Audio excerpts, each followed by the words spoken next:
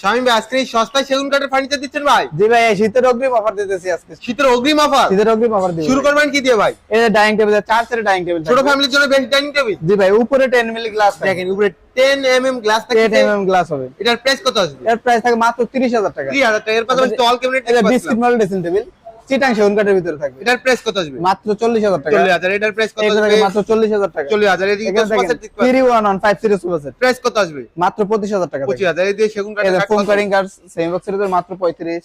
35। একটা থাকে 35,000 টাকা। 35,000 টাকায়।